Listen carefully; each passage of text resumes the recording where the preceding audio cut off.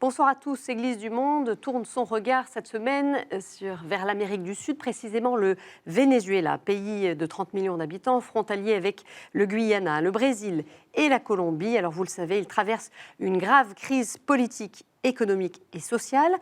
Quels en sont les ressorts? Quelle est la situation concrète des Vénézuéliens les plus touchés par cette crise? Et puis depuis plusieurs mois, le Saint-Siège tente de faire dialoguer le gouvernement et l'opposition pour trouver un accord, une situation qui est complexe, on en parlera. Alors quel accompagnement également par l'Église du Venezuela, quelle sensibilité au sein de l'épiscopat, quel défi pour l'avenir du pays? Pour en parler, j'ai la joie d'accueillir Maurice Lemoine. Bonsoir. Bonsoir. Vous êtes journaliste, spécialiste de l'Amérique latine, ancien rédacteur en chef du Monde diplomatique. Alors, le Venezuela, c'est un pays que vous connaissez bien, vous le suivez depuis pas mal d'années. Il a été traversé par plusieurs crises à travers son histoire. On va pas y revenir, on n'aura pas le temps aujourd'hui. Mais comment est-ce que vous qualifiez, vous, cette crise actuelle? Est-ce qu'elle est particulière? C'est une crise extrêmement grave, extrêmement sérieuse, bien entendu. Vous avez raison de le dire, il n'y a pas eu une seule crise au Venezuela.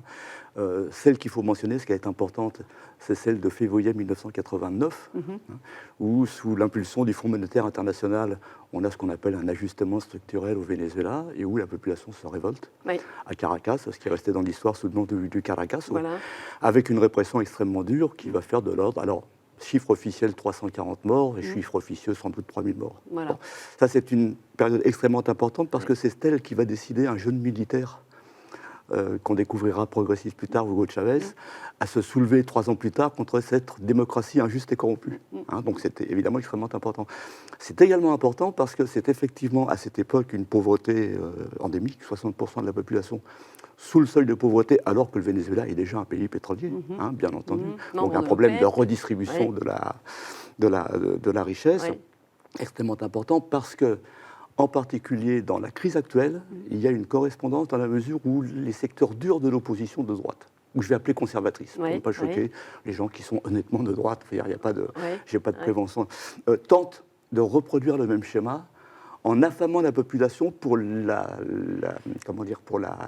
pousser à se soulever contre le gouvernement de Nicolas Maduro. C'est intéressant ce que vous dites parce que ce n'est pas du tout ce qu'on lit. Nous, on va dire de manière générale, ce qu'on lit dans la presse, c'est que on pointe du doigt la chute du cours du pétrole. Et vous allez un peu à contre-courant de cette analyse-là. Alors, je sais que je suis à contre-courant. Je ne demande pas d'ailleurs à nos téléspectateurs ou téléspectatrices de me croire sur parole, mais j'aimerais apporter une autre musique, si vous voulez. On attribue la crise à la chute des prix du pétrole. Alors, c'est vrai que la chute des prix du pétrole pose un problème, effectivement, en termes de revenus au gouvernement pour poursuivre ces mesures sociales, qui ont été extrêmement importantes, puisqu'on est descendu entre 1996 et 2013 de 60% de la population sous le seuil de pauvreté à 19,6%. Actuellement, ça remonte. Ça remonte d'une façon des politiques sociales très absolument considérable, des politiques sociales très développées. Néanmoins, on peut se souvenir que lorsque le président Hugo Chavez est arrivé au pouvoir en 1998, le baril de pétrole se vendait à 7 $. Alors ça, on l'a oublié. 7 $, et il n'y avait pas des pénuries, il n'y avait pas des queues devant les supermarchés, il n'y avait pas la situation catastrophique qu'on a aujourd'hui. Aujourd'hui, là, il est remonté à 45, on va dire, donc ça s'améliore. Donc l'explication par la chute des prix du pétrole ne tient pas. L'augmentation des prix du pétrole a évidemment aidé le gouvernement de Hugo Chavez de lancer des programmes sociaux, de même qu'il a aidé les gouvernements de l'Équateur, de la Bolivie, du Brésil, dans les pays d'à côté. Donc ce qu'on a appelé cette vague progressiste en Amérique latine, évidemment, elle a été aidée par la montée des prix des matières premières, mais on ne peut en aucun cas expliquer les crises actuelles uniquement par la descente de ces prix. Alors c'est quoi les vraies causes? Alors, mon explication, mon analyse, là encore je ne demande à personne de me croire sur parole, mais si vous regardez dans l'histoire, ce qui se passe actuellement au Venezuela est la copie conforme de ce qui s'est passé au Chili en 1972-1973, avant la chute et la mort malheureusement de Salvador Allende. C'est-à-dire qu'il y a une déstabilisation économique. Ça n'évacue pas les erreurs du gouvernement. Il fait des erreurs comme tous les gouvernements, entre parenthèses. Mais prenons un exemple, je vais juste prendre un exemple. On nous dit aujourd'hui qu'il n'y a plus de médicaments au Venezuela, il n'y a plus d'alimentation. Je prends 3 chiffres. Les labos pharmaceutiques, donc, qui importent les matières premières pour fabriquer les médicaments ou les médicaments, en 2004, ils ont reçu 608 millions de dollars pour importer, pour travailler. Il n'y avait pas de pénurie. En 2013, ils ont reçu 3 milliards 200 millions de dollars du gouvernement. Il y a des pénuries. En 2014, 2 milliards 400 millions et il y a des pénuries. Ça veut dire qu'en réalité, l'argent qui est attribué par le pouvoir, enfin le niveau de change, ne sont pas utilisés pour importer ou pour fabriquer, qui sont mis de côté pour créer une crise artificielle. De manière à ce que la population souffre, parce qu'elle souffre, de manière à ce qu'on impulse, c'est pas le mot correct, mais c'est pas grave, dans l'opinion internationale, le fait qu'il y a une crise humanitaire au Venezuela, et y compris, il y a eu des signes d'agacement du gouvernement vénézuélien par rapport au Vatican il n'y a pas très longtemps, lorsque le secrétaire d'État, qui s'appelle le cardinal Parolin, voilà, a proposé que Caritas vienne en aide au Venezuela en envoyant des médicaments. Et évidemment, on est dans le début, effectivement, de l'acceptation par la communauté internationale qu'il y a un État failli, un peu comme la Somalie, dans lequel il faut gérer la crise humanitaire. Vous parliez de cet exemple-là, qu'est-ce qui s'est passé, du coup? Dites-nous, ça a été accepté, Caritas a pu aller apporter des médicaments? Non, il y a eu une marque d'agacement du gouvernement vénézuélien, donc je pense que les portes sont ouvertes, mais en tout cas, sur le coup, il y a eu une réaction assez vive. Que l'opposition d'ailleurs a utilisé en disant regardez, le gouvernement ne veut pas de la médiation du Vatican. On est dans une crise extrêmement dure. Il se passe la même chose avec les aliments. Que se passe-t-il en réalité? Vous avez un certain nombre de monopoles, parce qu'on n'est pas dans une économie socialiste ou communiste ou ce qu'on veut. On est dans un système démocratique avec une initiative privée. Donc il y a des grosses entreprises qui donc changent pour avoir des dollars, pour importer des aliments, etc. etc. Lorsque les aliments sont là, ils ne sont pas mis dans les rayons des supermarchés. Effectivement, vous allez dans les rayons des supermarchés, il n'y a rien. Alors où est-ce qu'ils vont, ces aliments, ces médicaments? Ça part où, tout ça? Ça, c'est la bonne question. Vous les retrouvez sur le trottoir. Marché noir. Marché noir. Vendu 10 fois plus cher. Ce qui oblige évidemment les Vénézuéliens à passer leur temps, parfois 2 heures, 3 heures par jour, pour trouver ici de la farine, ici des pâtes, ici de la farine de maïs, et qui donc provoque une situation catastrophique, de sorte qu'effectivement, par exemple, lors des dernières élections législatives, 2015, l'opposition conservatrice a gagné. Mais quand on observe ce qui s'est passé en termes de chiffres, c'est pas que d'un seul coup les gens se sont ralliés à droite. C'est que la droite, on va parler en termes classiques politiques, a gagné 350 000 voix, et le chavisme en a perdu 2 millions. Mais 2 millions qui ne se sont pas reportés sur la droite. C'est des gens qui étaient fatigués, qui en avaient marre, y compris des secteurs plus à gauche, qui reprochent au gouvernement de ne pas être assez dur. D'accord, c'est ça, parce qu'on peut se poser cette question. Le gouvernement n'a pas la main mise sur ces circuits détournés, alors? La grosse difficulté, c'est on est en 2017 maintenant, 2016, 2015, 2014, 2013. Si d'un seul coup vous décidez de nationaliser les entreprises multinationales, etc., vous rentrez là encore, alors d'abord c'est un choix politique qu'il faut faire, mais on peut se souvenir, y compris à juste titre, des critiques qui sont faites à Cuba parce que tout est nationalisé. Et donc là, face à l'opinion internationale, vous vous mettez dans la situation d'être un pays qui devient un pays totalitaire. Il n'y a pas des solutions intermédiaires parce qu'on se dit que c'est un gouvernement qui est faible. C'est ce qu'ils sont en train de rechercher. C'est ce qu'ils sont en train de rechercher. Ils sont en train de rechercher à travers ce qu'on appelle les CLAP, comités locaux d'approvisionnement et de production. C'est en cours d'élaboration. De mon point de vue, ça vient en aide aux plus pauvres. Ça vient en aide aux plus pauvres, mais évidemment, ça pose un certain nombre de problèmes. C'est difficile d'imaginer à long terme un système dans lequel on vient vous apporter les produits de première nécessité à la maison, parce que là, vous rentrez dans des phénomènes possibles de corruption, de clientélisme, etc. Bon, donc il faut retomber sur des pieds, sur ces bases. Alors on va écouter un témoignage qui va nous parler justement de ces difficultés quotidiennes auxquelles sont confrontés les Vénézuéliens et la population du pays. Je vous propose d'écouter le témoignage d'une religieuse sud-américaine. Elle est originaire d'une région frontalière avec le Venezuela. Une partie de sa famille y vit. Alors je vous précise que cette sœur, elle a souhaité s'exprimer à visage caché pour pouvoir parler plus librement. On l'écoute. Cuando la gente va a hacer las compras de una familia compuesta por 5 o 6 personas, solamente lo que gana en un mes alcanza para una semana. Las siguientes semanas ellos tienen que buscar otros medios para sobrevivir. Hay momentos en que una persona, por ejemplo, va a hacer una fila a un supermercado, él debe pasar casi 5 horas en la fila y cuando entra al supermercado muchas veces ya no encuentra la harina porque ya se acabó, ya no hay más, y esta persona regresa a su familia sin nada. Pero es aquí donde aparece la alegría de la solidaridad de la gente, que se ayuda, que llega el otro y le dice, no, yo tengo un poquito de harina, yo le facilito para que usted hoy pueda comer algo. De todas maneras, la iglesia está ahí para buscar cómo solucionar, cómo ayudar. También depende si son de la corriente política. Hay ciertas parroquias que un poco siguen la corriente del sistema de gobierno. Y pues podría decir que entre comillas pueden actuar más libremente. Las otras tienen más restricción.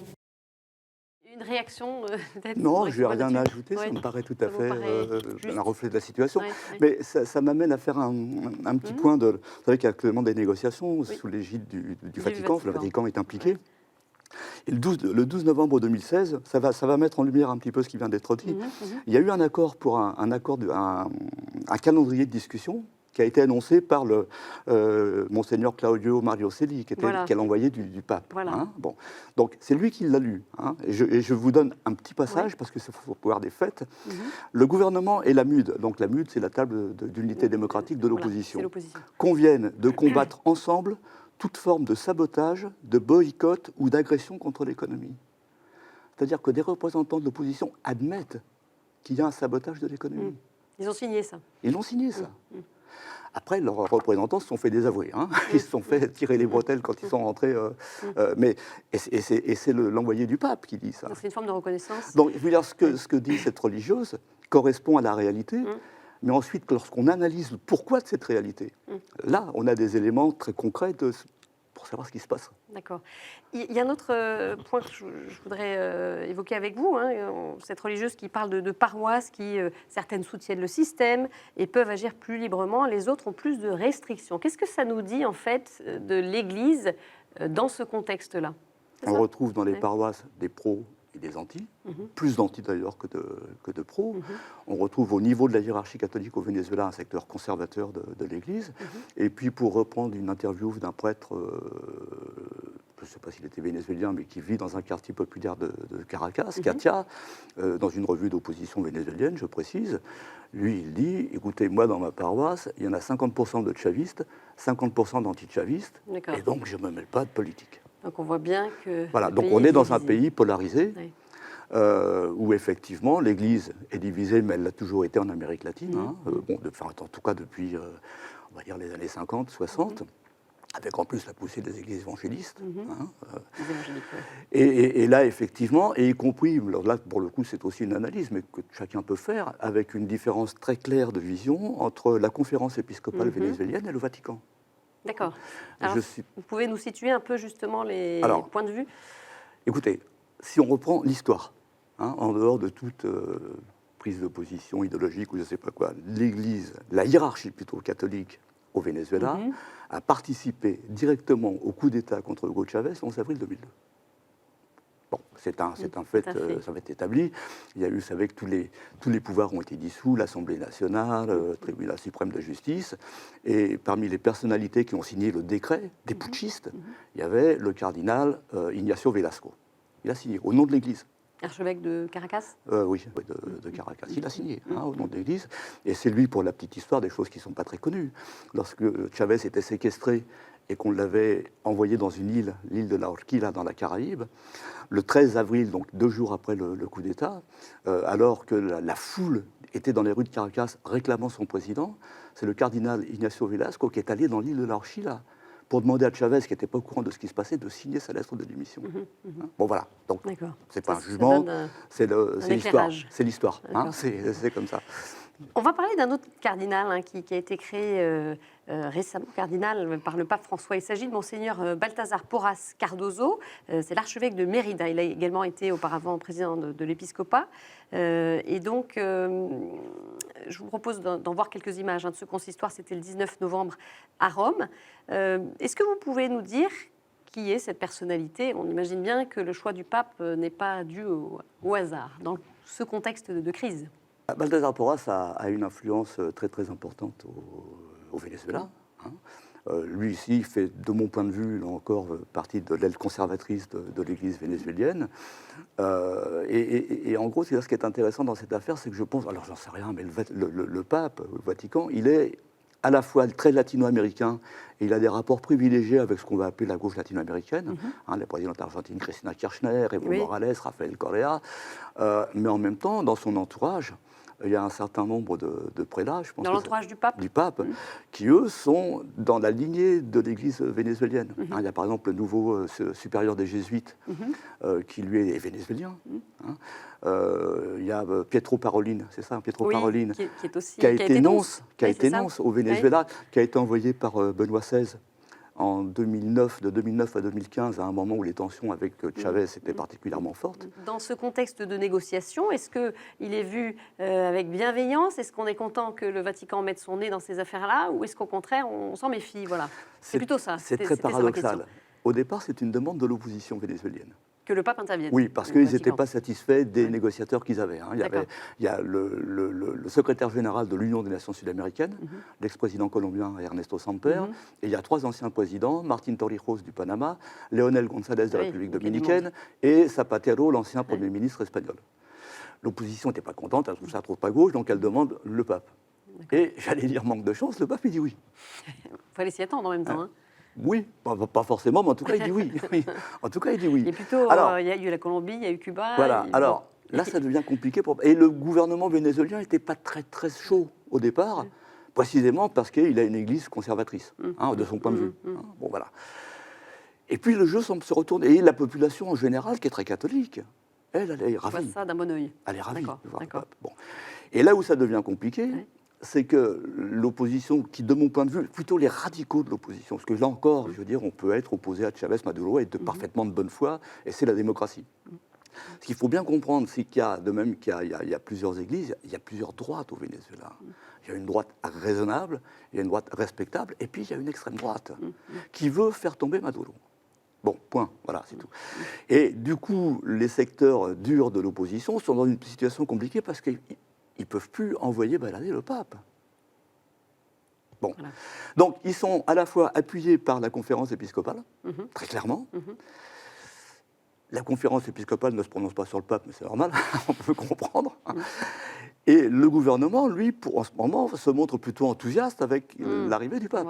Là, on est quasiment à contre... c'est un billard à 3 ou à 4 ou à 5 bandes.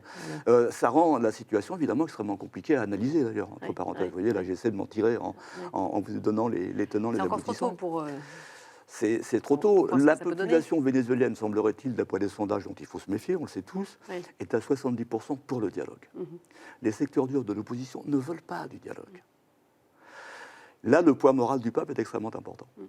De toute façon, ça passe par le dialogue, il n'y a pas d'autre issue possible. La solution, elle est quoi? Elle est politique? Il n'y a pas d'issue possible dans la mesure où l'opposition, n'ayant pas respecté les règles démocratiques, en particulier depuis l'arrivée au pouvoir de Nicolás Maduro, 2013. Le gouvernement de Nicolás Maduro est maintenant borderline, comme on dit. Quand je dis, alors ce n'est pas une affirmation quand je vous dis que l'opposition n'a pas respecté les règles. Là encore, je vais vous prendre un exemple, je ne vais pas vous lire ça pendant 3 heures. La première chose qu'a fait la nouvelle Assemblée nationale, donc de droite, qui a gagné l'élection en décembre 2015, c'est une loi d'amnistie. Vous allez me dire pourquoi une loi d'amnistie?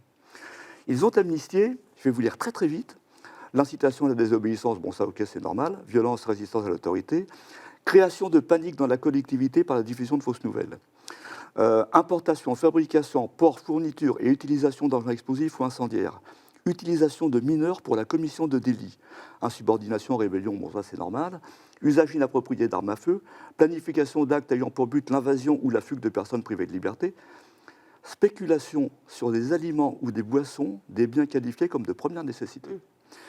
Accaparement d'aliments ou de boissons de biens qualifiés comme de première nécessité. C'est-à-dire que l'opposition à Maduro avoue à la face du monde tout ce qu'elle a fait depuis 2002. Cet accord du 12 bon. novembre. Et la première chose que fait le nouveau président de l'Assemblée nationale, Ramos Ayub, c'est de dire on se donne 6 mois pour se débarrasser de Maduro. Et il ne pense pas, ou il pense mais il n'en veut pas, au référendum révocatoire qui est dans la Constitution. Oui, alors ça a été aussi mis de côté, cette procédure-là. Alors, ça a été mis de côté. Là, évidemment, les avis sont divergents, mais voilà, on est au cœur du problème. Il y a dans la Constitution vénézuélienne la possibilité d'avoir un référendum revocatoire. L'opposition arrive au pouvoir dans l'Assemblée nationale. Elle a la possibilité de le déclencher. Ça ne l'intéresse pas. Elle veut aller vite. Elle se donne 6 mois pour renverser Maduro. Donc elle commence par imaginer une réforme de la Constitution avec un raccourcissement du mandat du président, ce qui ne tient pas debout, ce serait rétroactif. Pousser de Maduro à la démission. Bon. Au bout de 6 mois, Maduro est toujours là. Voilà. Hein, parce qu'il se bat. Et d'un seul coup, l'opposition se souvient qu'il y a le référendum revocatoire. Donc, on va faire un référendum revocatoire. Sauf qu'il y a un problème, c'est que dans les règlements de ce référendum, qui sont d'ailleurs, de mon point de vue, trop compliqués, il faut 260 jours entre le moment où on déclenche le référendum et le moment où on peut faire le référendum. Il y a un certain nombre, il y a tout un processus. D'accord. Et il se trouve que, compte tenu que l'opposition a attendu 6 mois, le référendum ne peut avoir lieu qu'en 2017. Or, s'il a lieu en 2017, ça ne donne pas lieu à de nouvelles élections. C'est le vice-président qui termine le mandat. Ah, d'accord. Et ça n'intéresse pas l'opposition. Oui, d'accord. Donc voilà, quand on examine les faits d'une manière constitutionnelle, l'opposition est dans son tort. C'est quoi les Après, échéances? le gouvernement ne lui fait aucun cadeau, évidemment. Donc Maduro, il sera en place jusqu'à quoi, 2018? 2018. Alors théoriquement, il aurait dû y avoir des élections régionales, là, fin décembre 2016. Ça n'a pas eu lieu? Elles n'ont pas eu lieu. Pourquoi? Alors, parce que Maduro veut ennuyer l'opposition, elle est plus grossier que ça, ennuyer l'opposition, mais aussi parce que dans la Constitution, il n'y a pas une date précise prévue. Donc, le gouvernement a annoncé qu'elle aurait lieu le premier semestre 2017. D'accord. Ça devrait arriver? Ah oui, je pense qu'elles auront lieu. Alors, ce qui n'est pas très réglo, mais dans le contexte qu'on peut comprendre, et ça ne viole pas la Constitution.